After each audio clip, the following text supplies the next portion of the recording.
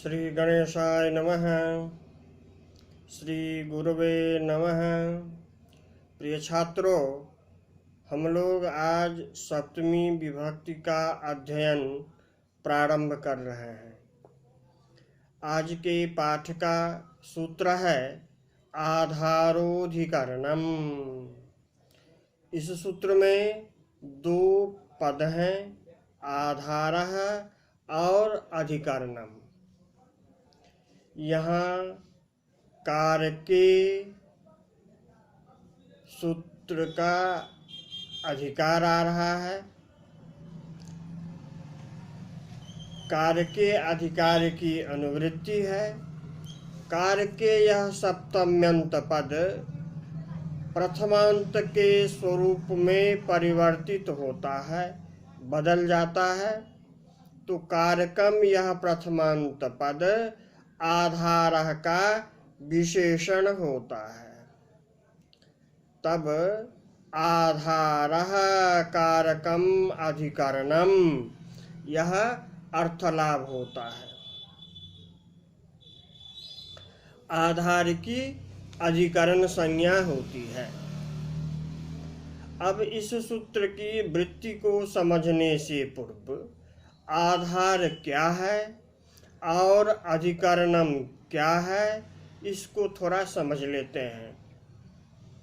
आध्रियते अस्मिन् इत्याधारः अध्यायन्याय इति सूत्रे अवहाराधार इत्युपसंख्यानादधिकरणे घञ् आङ् पूर्वकात् धृङ् अवस्थाने इति तुदादिगणस्थात् धातोः घञ् हित्वात् अचुणीति इति वृद्धौ रपडत्वे घयजवन्ताः पुंसि चेति पुल्लिंगः आधारः।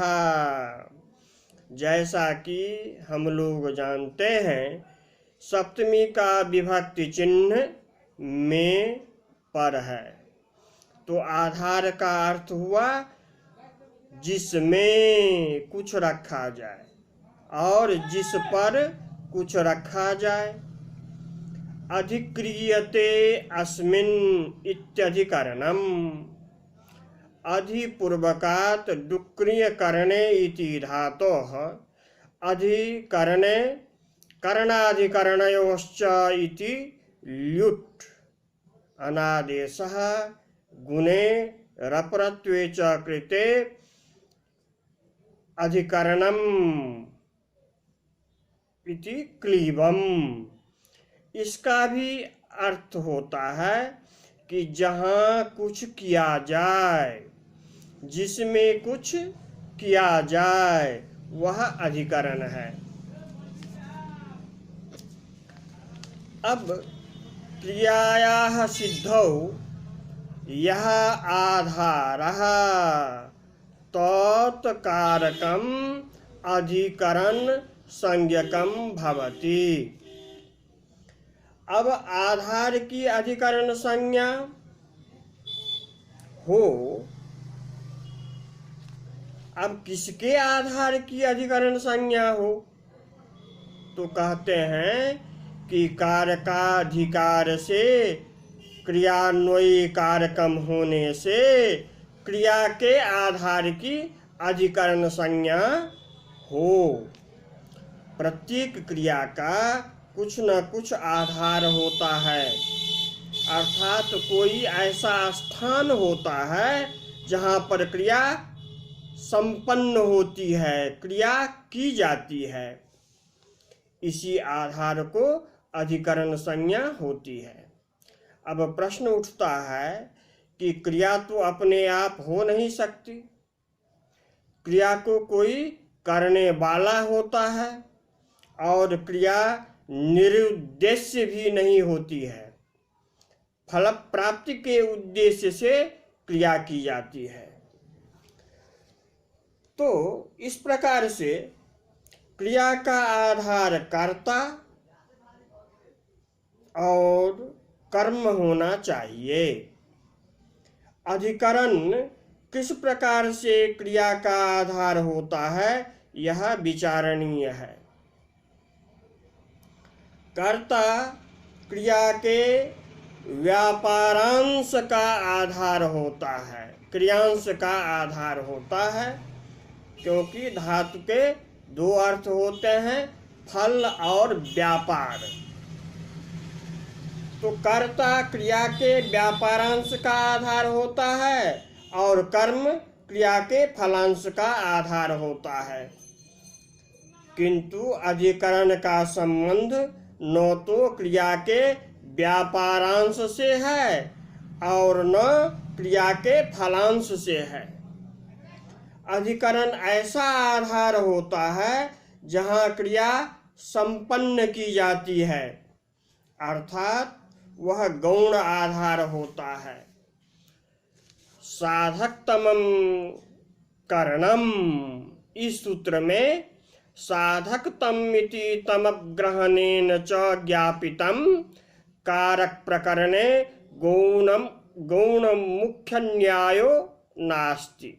साधकतमं करणम सूत्र में तमग्रहण से ज्ञापित है कि कारक प्रकरण में गौण मुख्य न्याय की प्रवृत्ति नहीं होती है। इस प्रकार व्यापार का मुख्य आधार कर्ता और फल का मुख्य आधार कर्म निश्चित हो जाने के बाद परंपरा जो क्रिया की निष्पत्ति पूर्णता का आधार है, जहाँ क्रिया संपन्न की जाती है, इसी आधार को अधिकरण संज्ञा होती है। जैसे रामः स्थाल्याम ओदनम पचति, इस वाक्य में राम व्यापार का आधार है और ओदनम फल का आधार है। स्थाली गौण रूप से व्यापार और फल दोनों का आधार है, क्योंकि राम स्थाली में पचन रूप व्यापार कर रहा है और पचन रूप व्यापार का फल विक्लिति रूप फल भी स्थाली में ही मिल रहा है।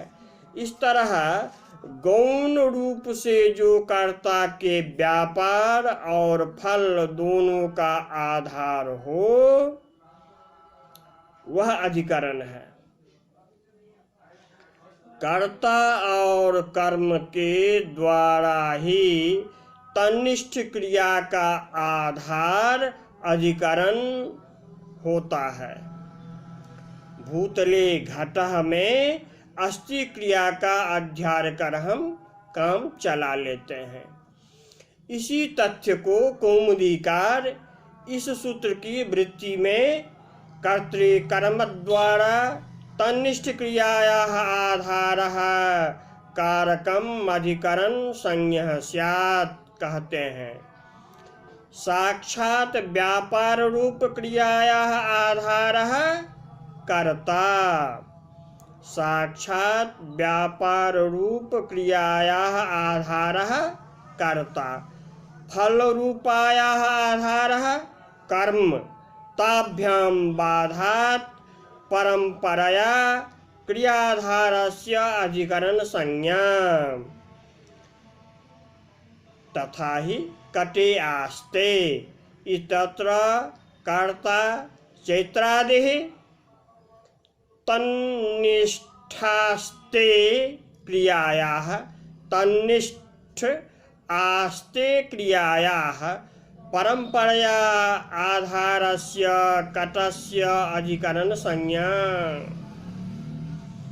अधिकरणे सप्तमी एवं स्थाल्यां तंडुलं पचति इत्यत्र साक्षात् विक्लितेः आधारः तंडुलः, तंडुलस्य आधारः स्थाली, परंपरया विक्लितेः अपि आधारः स्थाली भवति। अतएव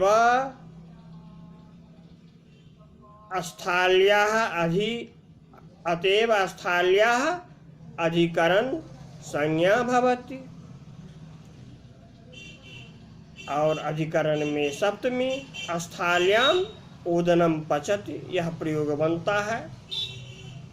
तो प्रिय छात्रों, आज के लिए इतना ही।